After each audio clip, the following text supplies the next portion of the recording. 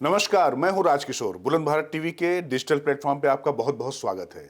5 फरवरी को लोगों की नज़र कहीं झारखंड के फ्लोर टेस्ट पर थी कि वहां क्या होगा, तो कई लोग लोकसभा में प्रधानमंत्री के उस संबोधन के इंतजार में थे कि जब वो राष्ट्रपति के अभिभाषण पर बोलेंगे तो उनके निशाने पर कौन सबसे ज्यादा होगा। लेकिन इसी बीच उत्तर प्रदेश से भाजपा के राज्यसभा सांसद हरनाथ सिंह यादव ने चुनावी साल में एक ऐसा मुद्दा उठा दिया जिसकी गूंज संसद की दीवारों से निकलकर अब पूरे देश में गूंजने लगी है। दरअसल यादव ने पूजा स्थल अधिनियम 1991 यानी प्लेसेज ऑफ वर्शिप एक्ट 1991 का वो मुद्दा उठाया है जिसे लेकर भाजपा और उनके विरोधी कई बार आमने सामने आ चुके हैं। हरनाथ सिंह यादव उत्तर प्रदेश से आते हैं सालों से, और अब भी चाहे वो अयोध्या का राम मंदिर मुद्दा रहा हो या अब काशी मथुरा का मुद्दा, इसने उत्तर प्रदेश ही नहीं देश की राजनीति को खासा प्रभावित किया है।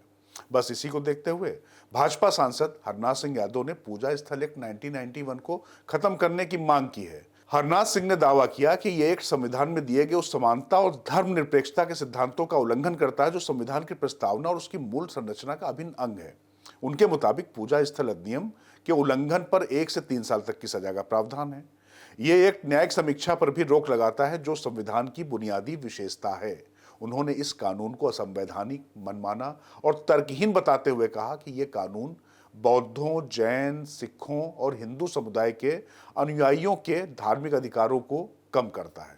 साथ ही भगवान राम और कृष्ण के बीच भी भेदभाव पैदा करता है, जबकि दोनों ही भगवान विष्णु के अवतार हैं। इस दौरान यादव ने प्रधानमंत्री नरेंद्र मोदी के उस बयान को भी कोट किया जिसमें पीएम ने कहा था कि आजादी के बाद जो लोग लंबे समय तक सत्ता में रहे वो लोग पूजा स्थलों के महत्व को नहीं समझ सके। उन लोगों ने अपने राजनीतिक फायदे के लिए अपनी ही संस्कृति पर शर्मिंदगी होने की प्रवृत्ति स्थापित की, लेकिन कोई भी देश अपने अतीत को भूलकर, उसे मिटाकर और अपनी जड़ों को काटकर कभी प्रगति नहीं कर सकता। इसी को जोड़ते हुए हरनाथ ने कहा कि इस कानून का अर्थ यह है कि विदेशी आक्रांताओं ने तलवार की नोक पर ज्ञानवापी और श्री कृष्ण जन्मभूमि सहित अन्य पूजा स्थलों पर जो कब्जा किया उसे पहले की सरकार ने कानूनी रूप से सही ठहरा दिया है। हरनाथ के मुताबिक कोई भी सरकार किसी भी नागरिक के लिए अदालत के दरवाजे बंद नहीं कर सकती। वैसे देखा जाए तो भाजपा सांसद की ओर से राज्यसभा में पूजा स्थल एक्ट खत्म करने की मांग के कई मायने हैं। दरअसल इस एक्ट को लेकर सियासत भी खूब हुई है।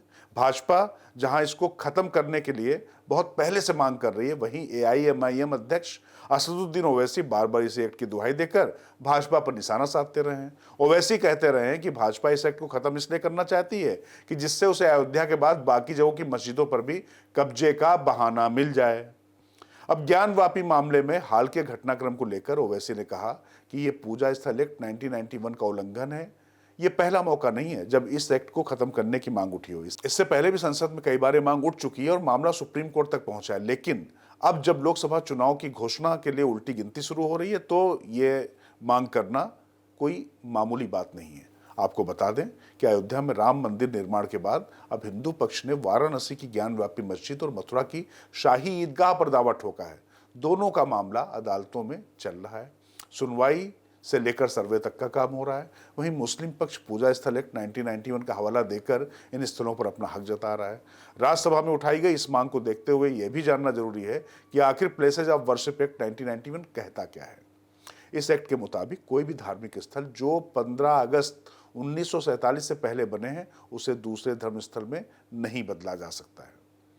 अगर कोई फिर भी इन धार्मिक स्थलों से छेड़छाड़ कर उसे बदलने की कोशिश कराता है तो उसे 3 साल की कैद और जुर्माना की सजा होगी। ऐसे में लोग सवाल उठाते हैं कि फिर राम जन्मभूमि मंदिर का मामला अपवाद कैसे हो गया। तो आपके लिए जानना जरूरी है कि 1991 में जब एक्ट आया तो अयोध्या का मामला कोर्ट में था, इसलिए वह अलग था। वैसे सच्चाई यह है कि इस राम मंदिर मामले के चलते ही 1991 में राजनीति के तहत एक्ट आया था जिससे विवाद आगे ना बढ़े, तत्कालीन सरकार की यह मंशा थी। वैसे इस एक्ट के रहते हुए भी अब वाराणसी का ज्ञानवापी मामला कोर्ट में और इस मामले में सर्वे से लेकर सुनवाई भी जारी है और मस्जिद पक्ष भी इस एक्ट की आड़ लेकर वाराणसी कोर्ट के मौजूदा फैसले का विरोध जता रहे हैं। ज्ञानवापी विवाद को लेकर सवाल उठाए जा रहे हैं, जब ये पूजा स्थल एक्ट मौजूद है तो फिर ज्ञानवापी की सुनवाई कैसे शुरू हो गई। दरअसल मुस्लिम पक्ष ने पूजा स्थल एक्ट 1991 का जिक्र करते हुए इसका विरोध किया। इलाहाबाद हाई कोर्ट ने इस पर स्टे भी लगाया, लेकिन 2018 में सुप्रीम कोर्ट ने आदेश दिया कि किसी भी मामले में 6 महीने के लिए स्टे ऑर्डर रहेगा। इसके बाद ही वाराणसी की अदालत में ज्ञानवापी प्रकरण की सुनवाई शुरू हुई और मामला व्यास तहखाने में पूजा शुरू होने तक पहुंच गया है और मथुरा में भी सुप्रीम कोर्ट के आदेश को ही आधार बनाकर हिंदू पक्ष ने वाद दायर किया है। अब जान लेते हैं कि दोनों पक्षों के तर्क क्या है। हिंदू पक्ष का कहना है कि एक्ट मौलिक अधिकारों का उल्लंघन है, पूजा स्थलों को पाने के सारे कानूनी रास्ते बंद करता है और कोर्ट में जाना लोगों का मौलिक अधिकार है।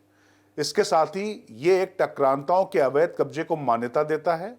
1947 से पहले तोड़े गए कई मंदिर हिंदू, सिख, जैन, बौद्धों के अधिकारों में दखल है। वहीं AIMPLB यानी मुस्लिम पक्ष कहता है कि इस एक्ट से सामाजिक समरसता बरकरार रहती है। एक्ट हटता है तो पूजा स्थलों के इतिहास पर सवाल उठेंगे और ऐसी याचिकाओं को वो सियासत से प्रेरित बताते हैं। सार्वजनिक व्यवस्था के लिए मुश्किलें बढ़ने का अंदेशा जताया जाता है। बाबरी मस्जिद मामले में हिंसा भड़कने का हवाला दिया गया है और यह है कि कानून का उद्देश्य पुराने दावों को खत्म करना है। तो कुल मिलाकर चुनावी साल में भाजपा की ओर से विपक्ष के तमाम मुद्दों की काट के तौर पे एक और दिव्यास्त्र माना जा सकता है। देवताओं के पूजा स्थल पर किसी भी तरह की दखलंदाजी के खिलाफ भाजपा की पहल उसका वो दमदार दांव है जिसका फायदा आने वाले वक्त में कितना मिलेगा, इसे देखना दिलचस्प होगा।